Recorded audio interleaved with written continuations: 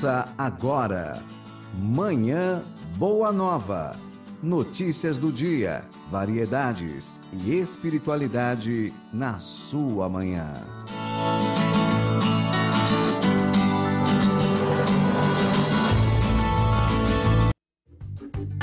Um ótimo dia para você que sintoniza o programa Manhã Boa Nova desta terça-feira, dia 1º de maio de 2018, feriado, Dia do Trabalho. Eu, Vanessa Cavalcante, já desejo para você um ótimo feriado aí para todo mundo que está na companhia do nosso programa de hoje, que é gravado. Não tem a sua participação nas redes sociais, mas você pode enviar um e-mail fazendo perguntas, mandando sugestões, mensagens também, e a sua participação pelo ouvinte@radioboanova.com.br, que nós vamos programar aí para os próximos programas. Então, seja muito bem-vindo, muito bem-vinda ao Manhã Boa Nova de hoje. Nós vamos responder uma pergunta aí. Qual que é a visão espírita sobre o trabalho? Vamos refletir sobre isso também. Falaremos como entender a inveja na visão espírita e como lidar com os invejosos. Tem uma outra pergunta, né? Como que o espírita deve votar? Ano de eleições, vamos falar sobre isso e também vamos falar aí, divulgar, né, o sucesso literário de Zíbia Gasparetto no teatro em São Paulo. Aqui em nossos estúdios, recebendo duas lindas participantes. O estúdio tá só mulheres hoje, muito legal, né? Adoro isso. A estudiosa espírita Kátia Pelli, comunicadora da Rádio Boa Nova, TV Mundo Maior. Bom dia. Bom dia, Vanessa. Estudiosa, nem tanto. Comunicadora tentando. Espírita mais ainda, mas estamos aí. Com certeza. Bem-vinda novamente Muito aqui no obrigada. nosso programa. A trabalhadora do Centro Espírita Caibar Schutel também, Elaine Farina. Bom dia. Bom dia, Vanessa. Bom dia, Kátia. É um prazer mais uma vez estar aqui com você, matando saudade hoje, que né, bom, né, Uma Elaine? força feminina aqui presente no Manhã Boa Nova. E é um prazer estar aqui mais uma vez. E bom dia a todos os ouvintes, os que estão nos assistindo nesse dia do trabalho, dia de descanso hoje, né? Pois Feriado. é gravado. Nós É. estaremos neste horário em casa, né? Descansando. Estarei na Descansando. praia. Estarei na praia e espero 8 que esteja horas. sol. Não. Descansando, difícil. Só um pouco. A Elaine que tá aqui toda quinta-feira, né? Eu Isso. já não participo mais às quintas, que eu faço rádio revista às 10 horas, mas a gente vai matar aí a saudade de vez em quando, então, É verdade, Van. Hoje é um dia, né? Muito bom.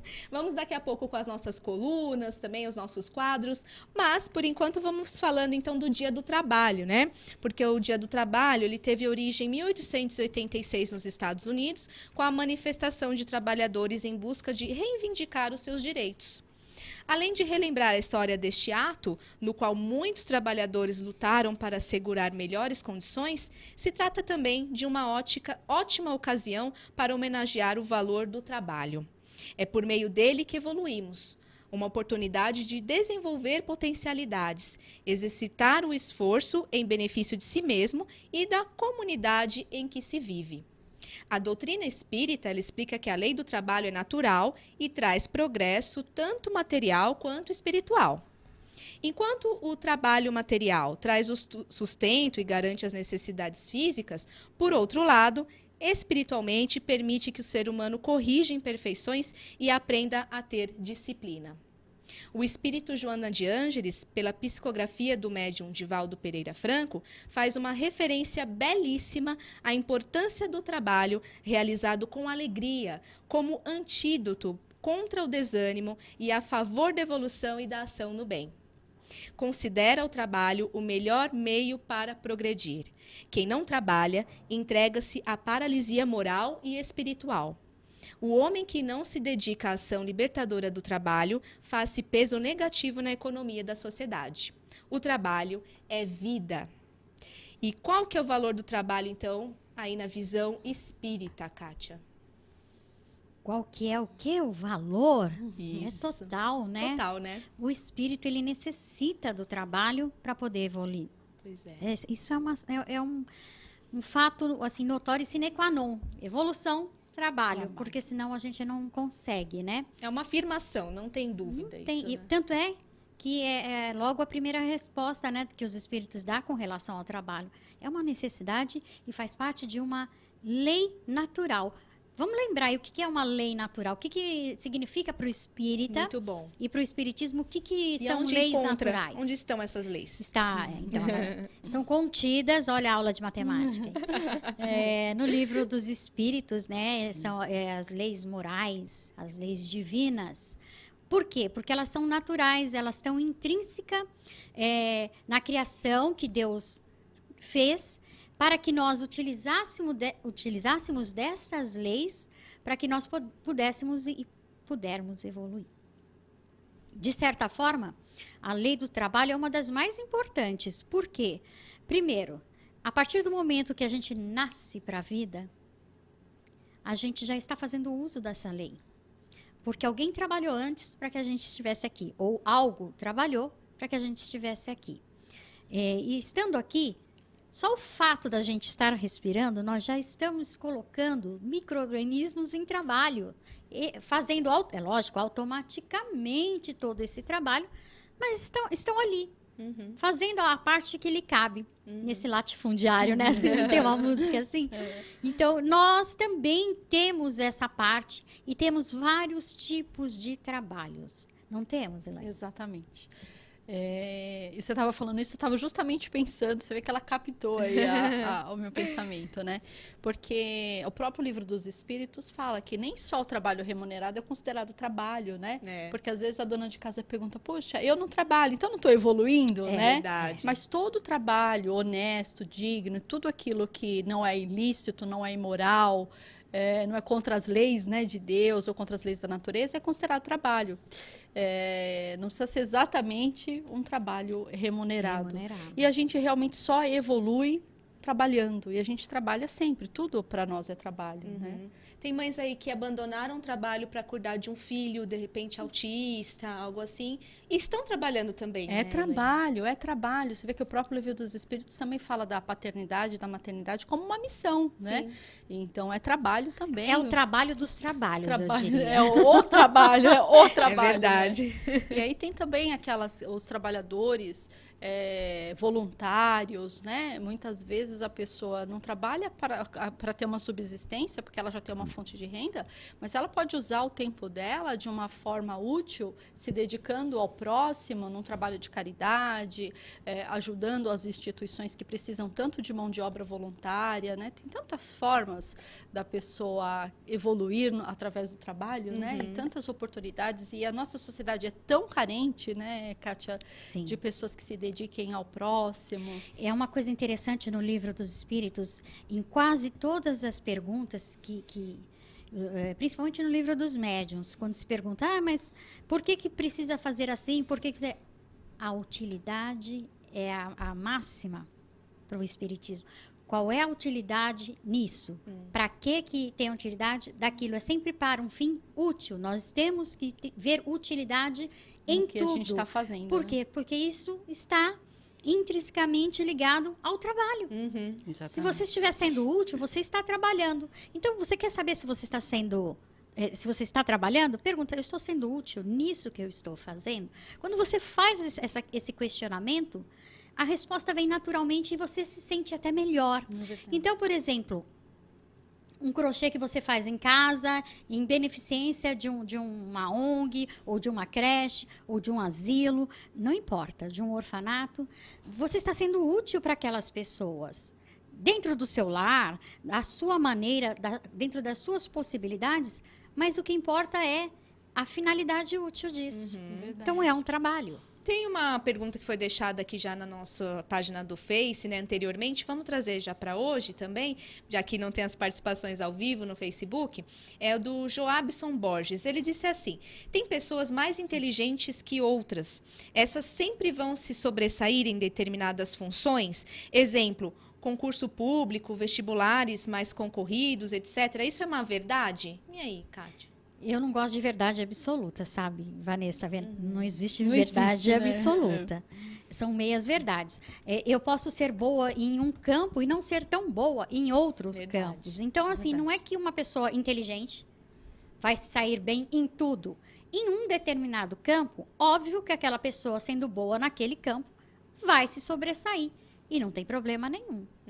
E não tem nada de errado nisso, porque ela tem uma maior facilidade, por ter angariado conhecimentos, estudos, enfim, por ter corrido atrás. E em outras, Não, né? Às vezes até conhecimentos adquiridos em outras encarnações também, né, Elaine? De repente. Acho que é exatamente esse o ponto que a Kátia colocou, né? Que a gente está num processo evolutivo. Cada um está numa fase desse processo evolutivo, né? E nós temos diversas reencarnações justamente para a gente passar pelas diversas provas e a gente se aprimorar nos diversos campos, né? E às vezes a gente tem essa inteligência intelectual, mas não tem uma inteligência emocional, por exemplo, ou a gente não tem um progresso moral, né? Então, são várias facetas. e às vezes a pessoa pode ser até inteligente, mas fez, sim, sabe, aquele uso indevido daquela inteligência. Então, nesta encarnação, vamos deixar adormecida essa inteligência para que você possa desenvolver outras potencialidades, É mesmo. que é o sentimento, que é a moralidade. Então, não é que você não é inteligente. Não tem como a gente pesar isso. Nós não fazemos uma evolução em linha reta. Tem muitas variantes e necessidades que a gente deve levar em conta É sempre. verdade. Agora, por que existem algumas pessoas que não querem trabalhar? Aí, elas não gostam de trabalhar. Tem algum problema nisso? E aí, Elaine? É um defeito, né? Porque a preguiça, a ociosidade, né? Isso realmente é uma falha, né?